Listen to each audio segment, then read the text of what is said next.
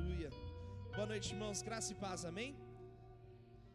Nós vamos para o momento da exposição do texto bíblico. Eu queria convidar os irmãos a abrirem as suas Bíblias no livro de Atos, capítulo 1. Nós vamos ler, como fizemos no domingo, do versículo 1 ao 11.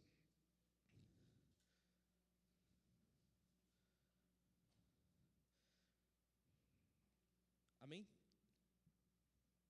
Atos capítulo 1, do versículo 1 ao versículo 11. Alguns irmãos encontrando ainda a palavra, nós vamos ler juntos. Amém? Diz assim: Em meu primeiro livro, relatei a você, Teófilo, tudo que Jesus começou a fazer e a ensinar, até o dia em que foi levado para o céu, depois de dar a seus apóstolos escolhidos mais instruções por meio do Espírito Santo.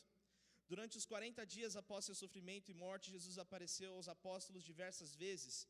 Ele lhes apresentou muitas provas claras de que estava vivo e lhes falou do reino de Deus. Certa ocasião, enquanto comia com eles, deu-lhes a seguinte ordem: não saiam de Jerusalém até o Pai enviar a promessa, conforme eu lhes disse antes. João batizou com água, mas dentro de poucos dias vocês serão batizados com o Espírito Santo. Então os que estavam com Jesus lhe perguntaram: Senhor, será esse o momento em que restaurará o reino de Israel? Ele respondeu: o Pai já determinou o tempo e a ocasião para que isso aconteça, e não cabe a vocês saber. Vocês receberão poder quando o Espírito Santo descer sobre vocês, e serão minhas testemunhas em toda parte, em Jerusalém, em toda a Judéia, em Samaria e nos lugares mais distantes da terra. Depois de ter dito isso, foi levado numa nuvem, e os discípulos não conseguiram mais vê-lo. Continuaram a olhar atentamente para o céu, até que 2 homens vestidos de branco apareceram de repente no meio deles e disseram: homens da Galileia, por que estão aí parados olhando para o céu? Esse Jesus que foi elevado do meio de vocês ao céu, voltará do mesmo modo com que viram subir. Amém? Feche os seus olhos, vamos orar mais uma vez antes de entrar na palavra. Senhor, mais uma vez te agradecemos e te louvamos. Nós queremos, ó Deus, te pedir para que o Teu Espírito Santo nos conduza, Senhor, no entendimento da Tua palavra, que encontre na nossa mente, no nosso coração, uma terra fértil para o Teu Evangelho, Senhor, que a partir da Tua palavra, Senhor, que a partir da transformação da Tua palavra verdadeira, Senhor, o nosso coração possa se tornar, ó Deus, mais propício, Senhor, a servir ao próximo, a adorar a Ti, Senhor. Nós nos rendemos diante de Ti mais uma vez e Te agradecemos em nome de Jesus. Amém. Pode se assentar. Se essa é a primeira vez que você está ouvindo a mensagem que está sendo exposta hoje, do texto de Atos capítulo 1, versículo 11, só para explicar, nós sempre lembramos que no culto de quinta nós revisitamos o texto do domingo, na intenção de trazer algumas aplicações, sejam aplicações diferentes das que foram expostas no domingo, ou aplicações complementares, mas tentando trazer uma praticidade ao texto, diante da exposição de graça que nós tivemos e da exposição maravilhosa teológica, das explicações e de algumas aplicações no domingo, nós revisitamos o texto na quinta-feira para aprender um pouco mais. Toda vez que você abrir a Bíblia e você ler um texto, todas as vezes você tem algo a aprender, não importa quantas vezes você lê esse texto. Eu tenho 27 ou 28, já parei de contar quantos anos eu tenho. Eu tenho alguns anos já e estive na igreja desde pequeno, já li e reli histórias várias vezes, e todas as vezes que eu leio, o Senhor fala algo diferente comigo. E é muito importante, não só a gente buscar o que o Espírito quer falar conosco, mas também reforçar o entendimento teológico daquela palavra. Com o estudo da palavra e com a revelação do Espírito, nós temos luz para a nossa mente e fogo nos nossos corações. Amém? E nós estamos lendo aqui o texto de Atos, capítulo 1.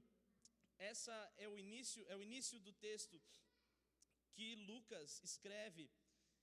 E ele vai dizer, logo no verso 1, para quem ele está escrevendo. Eu, em meu primeiro livro, relatei a você, Teófilo, tudo que Jesus começou a fazer e a ensinar. Então, este texto de Atos tem uma pessoa que foi endereçada, esse texto, esse relato histórico. E foi Teófilo, um homem que está aqui neste texto, muito provavelmente uma pessoa influente do seu tempo com algum recurso que pudesse patrocinar um escrito histórico. Por que nós dizemos isso? Porque escrever um texto antigamente, nos tempos aqui bíblicos, não era uma coisa simples. Hoje você faz uma compra no aplicativo, no seu celular, na internet, e você fica desesperado quando você olha e vê que o seu pacote está preso há 2 dias em Curitiba. Né? Nós ficamos desesperados com uma encomenda do Mercado Livre que era para chegar no mesmo dia e chega na manhã do dia seguinte. Nós temos hoje, no nosso tempo, as coisas muito rápidas. Naquele tempo não era assim. Primeiro que a forma como nós escrevemos hoje, né? A gente escreve no computador e quando a gente é bem longe de qualquer consciência com o meio ambiente, a gente vai e imprime essa folha. Né? Como eu fiz aqui com o meu sermão hoje, eu imprimi. Mas, antigamente, as pessoas, para terem acesso ao texto bíblico, provavelmente algum animal teria que morrer para se escrever numa pele, ou em alguns povos mais avançados escreviam já em alguma forma primária do que era uma folha, mas tudo muito rudimentar e tudo muito caro. E para que o que foi escrito chegasse a alguém, sabe como eles faziam? Mandavam alguém carregando tudo aquilo. Então hoje nós temos a nossa Bíblia aqui, e com as folhas bem, né, com as folhas bem finas, nós temos um volume pequeno do que está escrito, mas antigamente as pessoas escreviam e eram rolos e rolos de papéis ou de peles em que se escreviam os textos. E Lucas escreve para Teófilo, e ele escreve para contar o que Jesus estava fazendo, e ele começa dizendo: em meu primeiro livro. Qual foi o primeiro livro que Lucas enviou para Teófilo? Foi o Evangelho de Lucas. E aqui em Atos nós vemos a continuação do que ele havia terminado de contar. Ele parou no momento em que Jesus foi crucificado, ressuscitou. E nos primeiros testemunhos de que ele estava vivo. Agora, Lucas está contando o que está acontecendo com a igreja para Teófilo. E ele está contando a história de como os apóstolos começaram a sua caminhada agora com a direção do Espírito Santo. Esse é o pano de fundo da história que nós estamos lendo, né? E é importante compreender o quão difícil, o quão precioso é a palavra que hoje nós temos. Nós temos tanta facilidade de poder ter o acesso à história da Bíblia, nós temos tanta facilidade de ter o acesso aos escritos bíblicos, mas os nossos irmãos antigamente sofriam muito para ter um texto sequer. Em Apocalipse, João, tendo isso em mente, ele escreve o seguinte: bem-aventurado aquele que lê e os que ouvem. Por quê? Aquele que lê no singular e os que ouvem no plural. Porque geralmente só tinha uma cópia. Uma pessoa ia ler e as outras pessoas só tinham a oportunidade de ouvir. Hoje nós temos a oportunidade de ler, de ouvir, de reouvir, de reler, todos temos acesso. Então, entendam o quão precioso é este texto e o quão precioso foi conhecer a história e o quanto os irmãos investiram do seu tempo, do seu dinheiro, da sua vida, para que a Bíblia estivesse conosco. Valorizem a palavra de Deus como nós temos hoje, é muito importante. Foi muito sofrimento, muito suor, muito sangue que foi derramado para que hoje nós tivéssemos acesso a ela. Amém? Dando essa introdução, nós vamos para a exposição do texto em seguida. No verso 2, diz o seguinte: até o dia em que foi levado ao céu, quem? Jesus, depois de dar aos seus apóstolos escolhidos mais instruções por meio do Espírito Santo. Vejam, aqui Lucas está falando: olha, no meu primeiro livro eu relatei a você tudo que Jesus começou a fazer e ensinar, até o dia em que ele foi levado para o céu, depois de dar instrução aos apóstolos, tanto pessoalmente, mas principalmente por meio do seu Espírito Santo. E se você, né, é pentecostal aí, como eu, você deve gostar muito do texto de Atos 2, em que nós vemos o derramar do Espírito de Deus sobre os nossos irmãos. E muitos deles falaram em línguas e haviam traduções e um derramar do Espírito especial, incrível. Só que aqui, no versículo 2, Lucas já está dizendo que o Espírito de Deus já falava no coração dos discípulos. E o Espírito de Deus já falava com um homem no Antigo Testamento. O Espírito de Deus já falava com um homem no meio das guerras. O Espírito de Deus já falava com um homem há muito tempo. E os discípulos estavam sendo instruídos por meio do Espírito Santo. Antes mesmo de um derramar glorioso do que foi em Atos 2, Jesus presencialmente, corporeamente, e o Espírito de Deus já falavam com os discípulos. E isso é muito importante, e é relevante dizer isso. O Espírito de Deus instruía os apóstolos. E nós vamos ver mais para frente qual o propósito desse derramar do Espírito Santo sobre a vida das pessoas. Entretanto, aqui nós já temos algo relevante que precisamos destacar. O Espírito Santo nos instrui. Nós somos pentecostais, amém? Nós acreditamos na continuidade dos dons, mas é fundamental perceber que antes de Deus promover algo sobrenatural sobre a vida dos discípulos, ele já estava sendo instruído ao que fazer e como fazer. Isso é relevante porque uma pessoa com um dom, um presente, uma capacitação, que não tem instrução do que fazer com o que recebeu de Deus, é uma pessoa que dificilmente vai cumprir os propósitos verdadeiros do reino de Deus. E não cumprem ou porque não sabem qual é a função do que receberam, ou porque utilizam a seu próprio interesse. Nós vamos ver que era necessário que o Espírito de Deus instruísse os discípulos, era necessário que Jesus falasse com os discípulos, porque eles tinham uma noção ainda diferente do que era a vontade de Deus para eles. Nós vamos ver um pouquinho mais para frente nessa história. Mas o Espírito Santo, além de nos encorajar, de nos trazer dons, ele nos instrui. E é fundamental ter a instrução de Deus nas nossas vidas. Buscar a instrução de Deus, buscar a direção de Deus, buscar a presença de Deus para saber o que fazer. Eu conheci muitas pessoas talentosas, mas que sem a instrução de Deus não compreenderam qual era o propósito das suas vidas. Não estou falando nem de uma questão ministerial, se a pessoa canta e vai cantar para servir a igreja, ou se a pessoa prega e vai pregar para servir. Eu estou falando do propósito das suas vidas. Conheci pessoas que tinham dons maravilhosos, incríveis, mas não sabiam qual era o propósito das suas vidas e viveram perdidas. E a verdade é que se nós não tivermos a direção do Espírito, não importa quantos dons nós tivermos, se nós não tivermos a direção e a instrução de Deus, não importa qual seja a nossa capacidade, não importa qual seja o nosso dom, nós não vamos para o lugar certo, nós não vamos caminhar o caminho certo. O Espírito Santo já instruía os discípulos, e Lucas começa dizendo isso. E no versículo 3, eu quero ler com vocês. Durante os 40 dias após seu sofrimento e morte, Jesus apareceu aos apóstolos diversas vezes. Ele lhes apresentou muitas provas claras de que estava vivo e lhes falou do reino de Deus.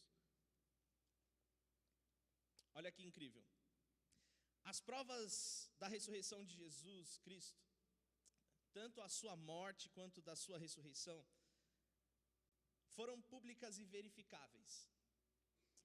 Existem várias teorias, e se você gosta aí de assistir The History Channel, você vai ver que muitas pessoas tentam o tempo todo fazer uma pesquisa e dizer, olha, Jesus na verdade não morreu, ele só teve um sono num período muito longo. Olha, Jesus não ressuscitou, os apóstolos e os discípulos inventaram essa história. E a verdade é que quanto mais as pessoas pesquisam e buscam, mais elas descobrem que essa palavra que Lucas escreveu para Teófilo é a verdade. Existe um pesquisador no início do século XX, chamado William Mitchell Ramsay. Ele era um escocês, e ele foi criado na sua infância numa escola que ensinava os princípios de vida longe da teologia. Dizia que a teologia era dispensável porque, na verdade, o que estava escrito na Bíblia não era verdadeiro. E eles tinham todo um pensamento, uma estrutura de pensamento, uma estrutura de pesquisa em cima disso.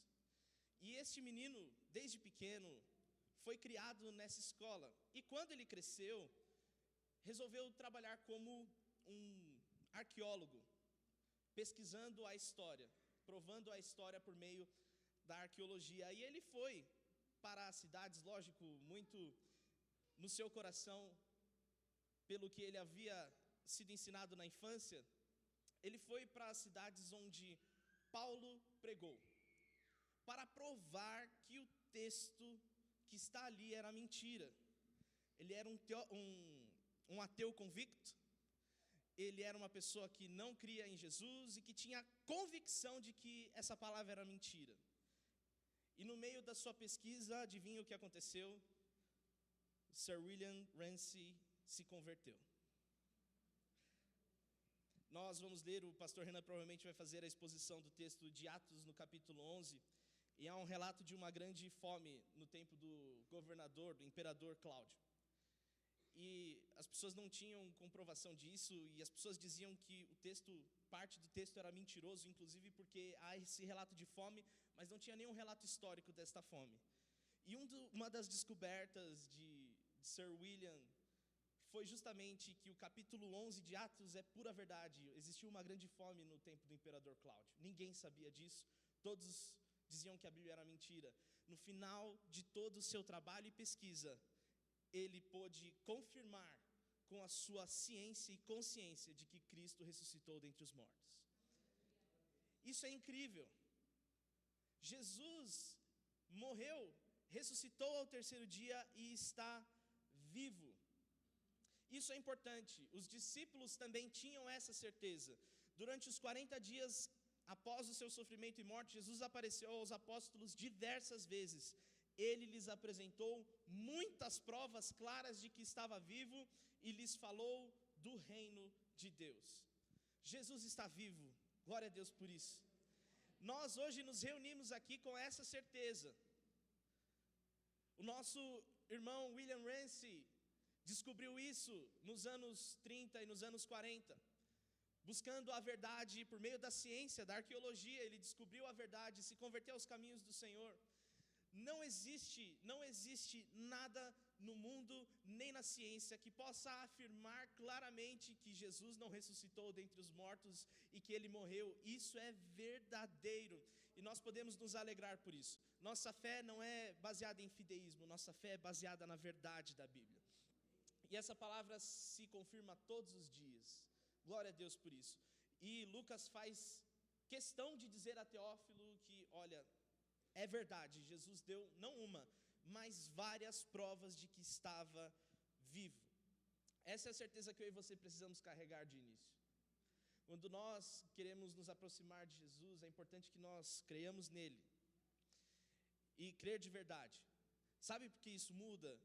Às vezes nós vamos viver o nosso dia e não levamos em consideração de que Jesus ressuscitou. Por isso nós às vezes pecamos conscientemente. Às vezes nós falhamos, não confiamos, vivemos uma vida cheia de ansiedades, se esquecendo de que Jesus ressuscitou dentre os mortos e que cuida de nós. Se nós temos essa certeza todos os dias, nós não precisamos temer nem a morte, nem o dia da dificuldade, nem a tristeza, nós não precisamos temer isso. Para termos e vivermos um derramar do Espírito, primeiro nós precisamos crer e confiar em Jesus. Se você crê e confia em Jesus, você está muito perto de receber o Espírito Santo e ter uma vida transformada por Ele. Amém? Vamos para o verso 4, 5, 6 e 7. Certa ocasião, enquanto comia com eles, deu-lhes a seguinte ordem: não saiam de Jerusalém, até o Pai enviar a promessa conforme eu lhes disse antes. João batizou com água, mas dentro de poucos dias vocês serão batizados com o Espírito Santo. Então os que estavam com Jesus perguntaram: Senhor, será esse o momento em que restaurará o reino de Israel? Ele respondeu: o Pai determinou o tempo e a ocasião para que isso aconteça, e não cabe a vocês saber. Reparem bem nesse diálogo entre Jesus e os que estavam com ele. No versículo 6, nós estamos vendo a preocupação daqueles homens que ainda estava no reino terreno. E Jesus orienta para que eles fiquem em Jerusalém, avisa que em poucos dias seriam batizados com o Espírito Santo, e a pergunta que eles fazem é nessa hora que o Senhor vai restaurar o reino de Israel? O que os discípulos esperavam de Jesus? Os discípulos esperavam de Jesus um governador, como o presidente da república. Os discípulos esperavam que Jesus fosse um líder político, fosse um líder que retomasse o reino de Israel. O povo judeu recebeu a promessa de Deus e viveram muitos anos, só que no meio do caminho eles perderam a conexão com Deus, foram dominados por vários reinos e por vários povos. E neste momento aqui eles estavam sobre o domínio de outros povos. Eles viveram sobre o domínio dos egípcios, viveram sobre o domínio dos assírios, viveram sobre o domínio dos romanos, eles viveram sobre domínios de outros governos. E eles tinham a expectativa de que Jesus, como ele tinha operado milagres, Jesus ia voltar, ia chegar, eles iam ser cheios do Espírito Santo, eles iam pegar a espada, matar todos os romanos e tomar o governo outra vez e seria para sempre. Essa era a expectativa deles, que Jesus seria um bom governador para resolver a saúde, a educação. Nós estamos aí em outubro, você também tem essa expectativa no seu candidato a prefeito? Os discípulos tinham essa expectativa em Jesus, de que ele seria um grande líder, um rei, um governador para aquele povo e para sempre. Só que Jesus não está preocupado com o fato de que os discípulos queriam que ele fosse um rei. Jesus tinha uma obrigação com o reino de Deus. E a obrigação que Jesus queria trazer para aqueles homens era com o reino de Deus. Jesus não nega que ele voltará para reinar, tanto que ele fala: o Pai já determinou o tempo e a ocasião para que isso aconteça, mas não é agora. Não se preocupem com isso. Não se preocupem com isso. Os discípulos tinham uma visão totalmente deturpada do que era o reino de Deus. E hoje nós falhamos muitas vezes porque nos esquecemos do que é o reino de Deus. Paulo em Romanos vai dizer, não tenho certeza se em Romanos, mas quase certeza que é, ele vai dizer o seguinte: este é o reino de Deus, justiça, paz, alegria e edificação mútua. Aqueles homens esperavam um governador, Jesus veio para trazer paz. Aqueles homens esperavam uma guerra, Jesus veio para trazer alegria. Aqueles homens esperavam que Jesus edificasse um grande reino, Jesus veio trazer edificação para o coração do homem. Justiça, paz, alegria, edificação mútua. O Hernandes Dias Lopes, em um dos seus livros, diz o seguinte: onde um escravo do pecado é libertado, e onde um súdito do reino das trevas é transportado para o reino da luz, aí se estabelece o reino de Deus. Esse é o reino de Deus. Sabe, quando nós vamos buscar o reino de Deus, nós não estamos indo buscar poder, seja para um sentimento emocional, corporal, seja para enriquecimento, para bênçãos, para qualquer coisa que seja.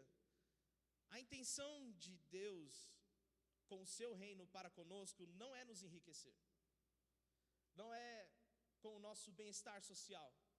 A preocupação do reino de Deus é com a nossa salvação.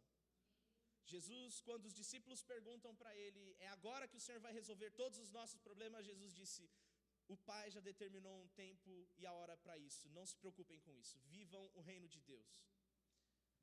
E aí Jesus vai trazer o propósito de tudo isso, o propósito pelo qual os discípulos seriam revestidos de poder, seriam revestidos pelo Espírito e seriam empoderados pelo Espírito Santo. Verso 8, vamos ler juntos. Vocês receberão poder quando o Espírito Santo descer sobre vocês, e serão minhas, glória a Deus, em toda a parte. Vejam, vocês vão receber o Espírito, vocês vão receber dos céus a presença de Deus em vocês. Mas vocês não vão receber isso para vocês serem ricos, vocês não vão receber isso para usarem a um propósito pessoal, vocês não vão receber isso para um propósito humano, vocês vão receber isso para serem testemunhas. Vejam, o que aconteceu até aqui? Esses homens estavam com medo, escondidos, com medo da perseguição de Roma, com medo da perseguição que Jesus tinha sofrido. Eles tinham medo de ser presos, crucificados como Jesus tinha sido. Eles estavam fugindo e se escondendo. E E Jesus chega para eles e fala assim: não saiam de Jerusalém, voltem e fiquem lá até vocês serem revestidos de poder. E vocês não vão ser revestidos de poder para um propósito pessoal, vocês vão receber poder para ser testemunhas. Isso é poderoso. Ser testemunha é muito mais importante do que qualquer outra coisa. Sabe por que uma testemunha, quem aqui já testemunhou contra alguém no juízo? Ninguém? Algum já. Quando o juiz chama uma testemunha, ele não quer saber a opinião, ele quer saber o que a testemunha viu, o que a testemunha viveu. Ele não quer saber a opinião da testemunha. Nós não temos que sair ao mundo dizendo a nossa opinião sobre o que achamos de Cristo. Nós não temos que ir ao mundo defender ou dizer qualquer coisa que não seja a nossa experiência, a nossa vivência, o que eu e você vimos, ouvimos e sabemos. Nós fomos chamados para ser testemunhas e não advogados. Nós fomos chamados para ser testemunhas e não defensores. Nós fomos chamados para dizer ao mundo que Cristo ressuscitou dentre os mortos e está nos reconciliando com Deus. Esse é o propósito da igreja. É por isso que nós somos revestidos de poder, é por isso que o Espírito Santo age no nosso meio. Quando Deus nos usa para curar alguém, quando Deus nos usa para falar algo que está escondido no coração de alguém, trazer à tona a verdade, quando Deus nos usa para profetizar, nada disso tem a intenção que não seja testemunhar que Cristo está vivo. Isso é poderoso. Essa é a missão da igreja. Sabe por que isso é poderoso? Seria muito mais legal dizer assim: olha, fomos revestidos de poder e nós vamos rodar e sentir uma presença incrível e depois vamos sair de lá ricos, vamos sair de lá empoderados, vamos sair de lá dessa situação de sermos cheios, com força, com fogo nos olhos, para soltar um raio igual o Ciclope do X-Men. Seria muito mais vistoso para os nossos olhos. Mas sabe, João vai relatar que ele viu coisas que nenhum coração humano teve capacidade de suscitar, o que Deus tem preparado para aqueles que o amam. Sabe, quando nós testemunhamos e uma vida é salva, nós não estamos produzindo algo aqui para essa terra, que vai ficar e que vai acabar com o tempo. Nós não estamos produzindo coisas que vão passar, nós estamos produzindo coisas eternas, nós estamos produzindo coisas para a eternidade. Nós somos testemunhas não para coisas aqui deste mundo, nós somos testemunhas para que pessoas encontrem Cristo e tenham oportunidade de viver a eternidade com Ele. Sabe, o que nós precisamos entender como igreja é que essa é nossa missão. Nós lemos todo final de culto, espero que a gente não esqueça hoje, às vezes a gente esquece. Mateus 28:19, ide por todo o mundo, fazei discípulos de todas as nações, batizando-os em nome do Pai, do Filho e do Espírito Santo. Ensinem esses novos discípulos a obedecerem às ordens que eu lhes dei, e lembrem-se disso, eu estou com vocês até o fim dos tempos. Essa é a missão da igreja, e é isso que torna a igreja poderosa, é isso que torna a igreja transcendente no tempo. Nós já passamos pela perseguição de Roma, já passamos pela perseguição de homens, de governos, já passamos por perseguição de governos humanos, já fomos perseguidos de diversas formas, somos perseguidos até hoje em muitos lugares do mundo, fomos perseguidos intelectualmente, fomos perseguidos de todas as formas. Muitas pessoas diziam que esse livro iria passar pelo fato das pessoas estarem conhecendo a ciência, mas a verdade é que todos esses que disseram e que perseguiram o reino de Deus passaram, mas nós estamos aqui. E amanhã nós iremos passar, e se Jesus não voltar até lá, essa palavra continuará aqui. É esse o poder da igreja, é por isso que a igreja transcende todas as coisas. É por isso que a igreja não depende de governos humanos. É por isso que a igreja não depende de ter um tempo propício para se pregar, ou um tempo em que a igreja é proibida de pregar. É por isso que a igreja não depende de nada que vem dessa vida, porque nós não estamos vivendo para essa vida, vivemos para a eternidade. Nós não dependemos de coisas dessa terra, porque as coisas dessa terra passam. Nós dependemos das coisas que vêm do céu, porque é do céu que nós buscamos. Então, irmãos, guardem isso. Quando o Senhor derrama sobre nós o teu Espírito, a intenção dele é nos encorajar, trazer força para a gente ser testemunha, trazer força para a gente pregar a palavra em tempo e em fora de tempo. A intenção do Espírito não é algo apenas para uma utilidade no culto, ou para um uso pessoal. Os dons, o derramar do Espírito, tudo que nós vivemos tem um propósito: nos encorajar a pregar o Evangelho. Se você tem dúvidas, se você foi batizado com o Espírito Santo ou não, é se você tem coragem de pregar a palavra ou não. Quanto mais coragem você tem de falar de Jesus, mais cheio do Espírito você está. E que o Espírito Santo encha os nossos corações mais e mais. E que na nossa boca esteja sempre a coragem para falar de Jesus. Amém?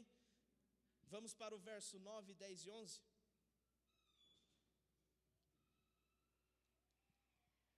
Depois de ter dito isto, foi levado numa nuvem, e os discípulos não conseguiam mais vê-lo. Continuaram a olhar atentamente para o céu, até que 2 homens vestidos de branco apareceram de repente no meio deles e disseram: homens da Galileia, por que estão aí parados olhando para o céu? Esse Jesus que foi elevado do meio de vocês ao céu, voltará do mesmo modo como o viram subir.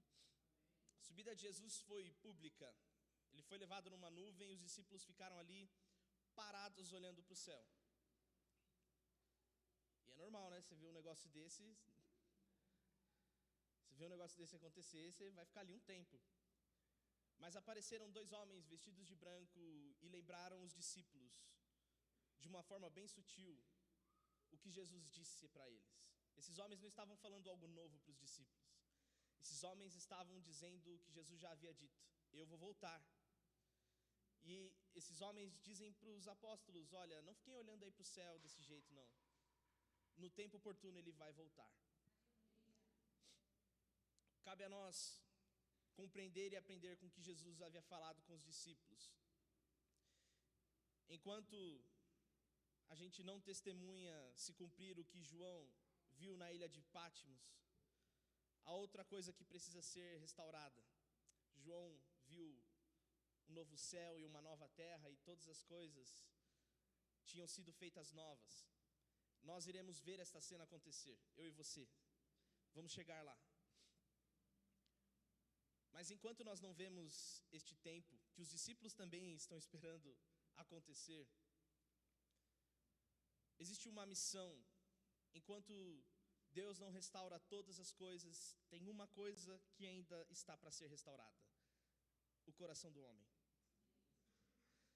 Enquanto nós não podemos restaurar este mundo que nós estamos vivendo, enquanto nós estamos vendo a natureza sofrendo com a ação humana, enquanto nós estamos vendo os povos sofrendo com guerras, e nós não temos solução nenhuma para isso, tem uma coisa que eu e você podemos fazer: testemunhar para que corações sejam restaurados.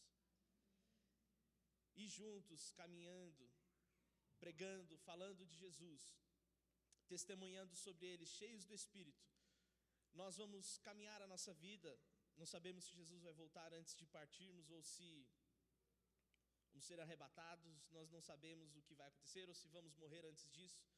Enquanto nós vivemos a nossa vida, pregamos o Evangelho, vivemos esta verdade, nós temos paz no coração. Encontramos paz no coração, no meio das lutas, das adversidades, sabendo que Ele voltará. Quando nós começamos o nosso dia, e nós temos muitas coisas para fazer, às vezes a gente nem lembra da promessa. Perguntar para você hoje: você pensou hoje no dia que Jesus ia voltar? Hoje. Essa é a maior promessa que eu e você temos de Deus para nós. Essa é a maior promessa. E às vezes nós vivemos e nos esquecemos dela, ou não damos o devido valor a essa promessa. Se a nossa missão é ser testemunha, que essa promessa esteja todos os dias no nosso coração. Eu sei, a gente esquece até de comer, dependendo da correria do dia a dia. A gente esquece de muitas coisas importantes. Às vezes a gente esquece coisas que são do dia a dia. A gente esquece a carteira em casa, a gente esquece o telefone. Mas no tempo em que nós estamos vivendo hoje, de uma sociedade cheia de problemas, de dificuldades, um tempo em que as pessoas estão extremamente ansiosas no seu coração, um tempo em que as pessoas têm medo de tudo que possa acontecer. Acontece uma notícia de uma guerra, tem medo. Acontece uma notícia de chuva, tem medo. As pessoas têm medo de tudo. No tempo e no dia que você estiver ansioso e com medo, lembre-se, Jesus prometeu que vai voltar. E quando Ele voltar, Ele vai restaurar todas as coisas. Enquanto isso, a nossa missão é testemunhar. Amém? Se coloque de pé.